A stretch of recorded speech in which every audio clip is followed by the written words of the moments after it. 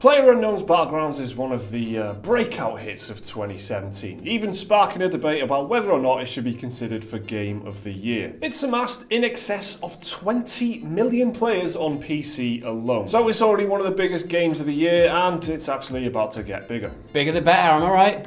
Yeah, as a tall man, yes. That's what I expected. Data miners have recently uncovered the heap of content buried in the game's file directory following the recent launch of the game's 1.0 version on the public test servers, along with the ability to vault and climb with the game's update, which players can already try out right now. Some players have found what looks to be the draft minimap screenshot of the game's upcoming desert map. The desert map was first revealed back in May, and so far all we've seen are screenshots. While the map is still a work in progress at the moment, the data mined info shows a roughly 4 square kilometer environment with locations called things like Hard Luck, Punishment, Rage, Murderland and stuff like that. Pretty much all the things that I say and feel when I'm playing this game.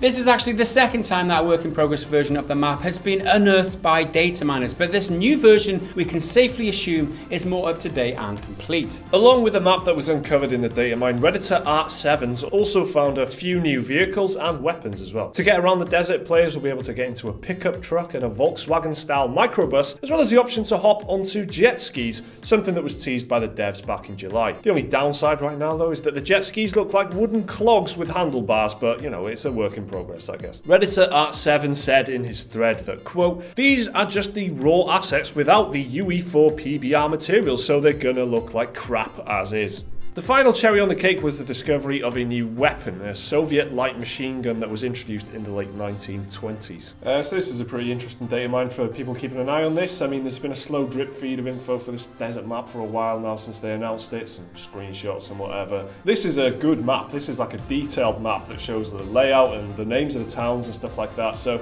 I imagine if you're super into Battlegrounds, this is an exciting time. Obviously the problem right now is that Battlegrounds is in early access, there's only one map. People are crying out for new content, right? So you can just imagine how many people are expecting and just anticipating news from what's coming up in the game. Obviously the other takeaway is the fact that the public servers are now live and the players can actually test it out. That's something you might not have realised watching this video. You can actually try out the public test servers, which do not include the desert map, let's just get that clear, but they do include a bunch of changes, like the vaulting and all that sort of stuff.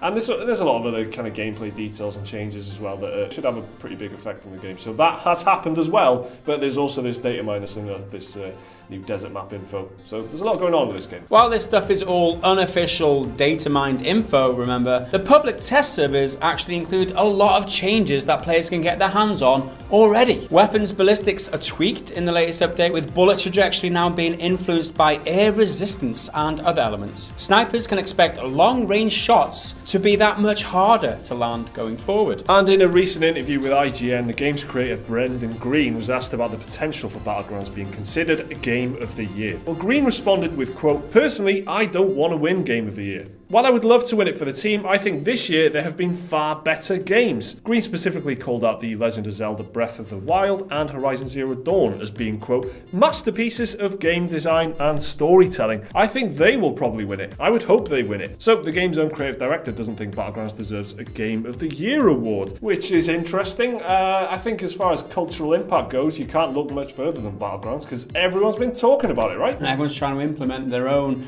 Battle Royale mode into their games, like Fortnite, for instance, on the back of the success of this game. So yeah, you're right, absolutely right. It's had a huge impact on the industry this year. Whether it's Game of the Year material, I don't know. It's not. Is it an actual game? Well, exactly. It's just one map with like a mechanic. I've spent over 100 hours playing this game, which is the first game in years and years and years that I have done that. It's not because the game is so good, because it's technically quite rough around the edges, but the fun that you can have with it as a vessel, like with all your friends, getting into like weird situations and stuff, you can't argue with it. The fun factor is there for me. Whether it's a Game of the Year, I don't know. It's an absolute story machine as well, isn't it? It's like you were saying, you're having fun with your mates and stuff, and that's what makes the game. Of course, that's what makes the game good, and that's what kind of makes it worthy of Game of the Year, at least contention. People are saying saying that you shouldn't even be considering this thing because, you know, technically it's not out yet and whatever. Well, fucking who cares? It's a game that you can play right now, and a lot of people like it. 20 million players is, you know, those numbers don't lie. And as Gaz said, loads of other games are ripping it off already. It's not been out a year yet, and it's already had this huge kind of cultural effect on everyone. Got to at least consider it for Game of the Year. That's not what this video was originally about. But it's interesting his attitude as well. It's like, oh, I don't think we should win it. I think there are better games. It's proper award ceremony attitude. Yeah. I would like to win it for the team, obviously, but you know, there are better games out there. Obviously, such a charmer. The award-winning player unknown. He's Irish. They're such a charmer. They're all charming. The Irish, aren't they?